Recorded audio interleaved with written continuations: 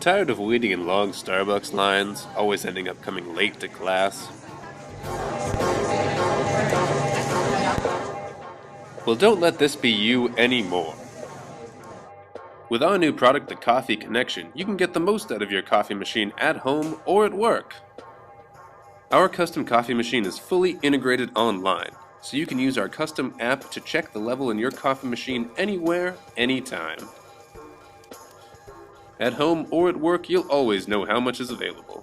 It even updates automatically, so you know how much coffee you have at the push of a button.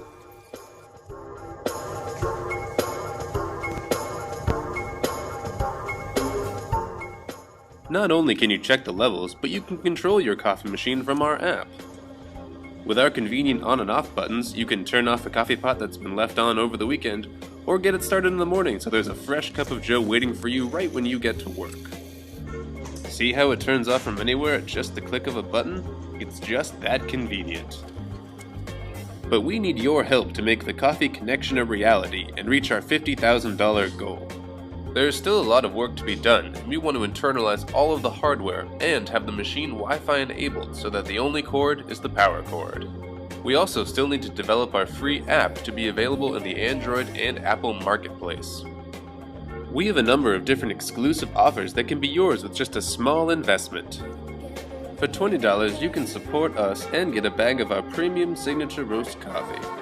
For $50, we'll give you all of our code, diagrams, and parts lists so you can turn the Coffee Connection into your own do-it-yourself project. For $100, you can get your very own Coffee Connection as soon as production begins.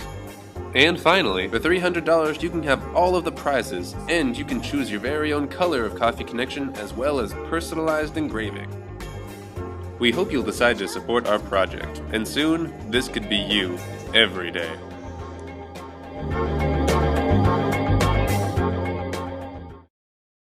To start this project, our first goal was to hack into this power strip, and replace the on-off switch with something we could control with the Arduino, to control the coffee pot from the internet.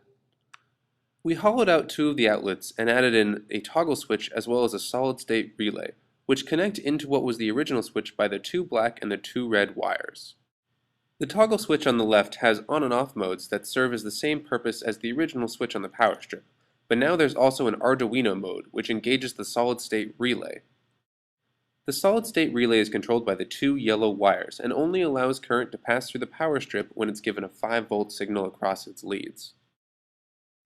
Here is where the system is soldered into the original switch leads, and here is the toggle switch from the outside of the power strip. It turns out that the Arduino did not have enough power to trigger the solid-state relay, so we improvised with this gray box which has some components to boost the signal from the Arduino. Inside, a 9-volt battery powers a 386 op-amp which gives a times 20 gain to our Arduino signal. We then even out the signal with a read relay that gives us a nice 0 or 9 volt signal for our solid-state relay. On top of that sits the Arduino and the Ethernet shield, which allows us to input an internet signal into our Arduino. Here's the completed power strip setup, which turns on and off in response to a signal from our server. And this is a circuit board block diagram that clearly lays out all of the components of the system. The Arduino uses a secured data string to connect to the FizzGL server. There it accesses our cloud storage and checks whether or not there is an on or off signal sitting on that location. Once it has the data, it interprets it and sends a corresponding on or off digital signal to the power strip. The Arduino checks the server about once a minute to see if any change has been requested. In order to measure how much coffee is in the pot at any given time, we hacked into the machine and added an array of photoresistors in order to measure the coffee level. These 4 photoresistors respond to changes in light, so when black coffee reaches and covers them, we know the coffee has reached that level of height. The wires feed through the interior of the coffee machine and come out of the back where it meets with our Arduino pack. In here is another Arduino Ethernet shield setup, which takes the light data and sends it to our server online. This block diagram shows a layout of all of the components of this part of the setup. The Arduino code initializes all of our input pins and connects to a different part of the PhysGL server in order to upload the data. The code uses if-else statements to interpret the light readings from the photoresistors and export them as an integer that corresponds to the amount of coffee in the pot. The code uploads this integer to the server about once every 8 minutes. Here is some video of the visual interface responding as the coffee pot fills. We can see as that various photoresistors are covered, it's expressed on the visual interface as the levels also increase. When the pot is full, you can see that the same thing is shown online, and you know a cup of coffee is waiting for you right when you get to work. We are currently using the PhysGL server to host the visual interface component of this project.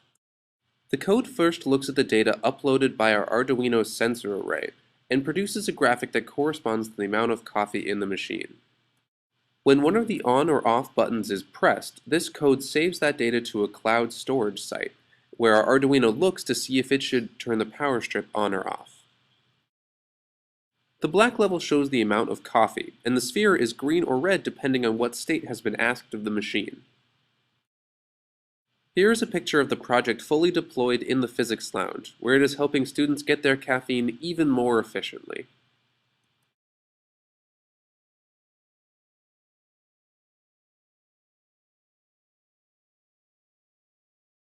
The vast majority of this project was spent working with the Arduino code and attempting to get it online and connect to the server. We spent dozens of hours getting this code running, as we learned the intricacies of using data strings, MAC addresses, and server timeouts, all of which are essential qualities in almost every aspect of this process.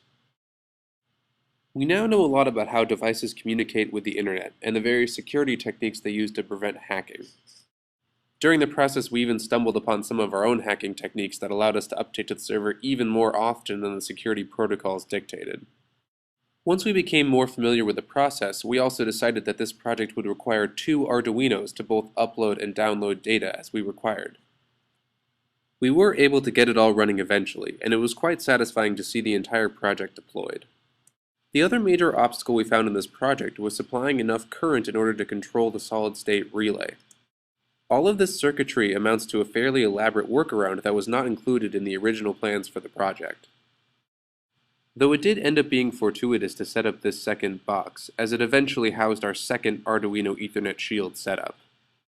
All things considered, this was a satisfying and empowering project that really displays some of the functionality that can be used with an Arduino setup.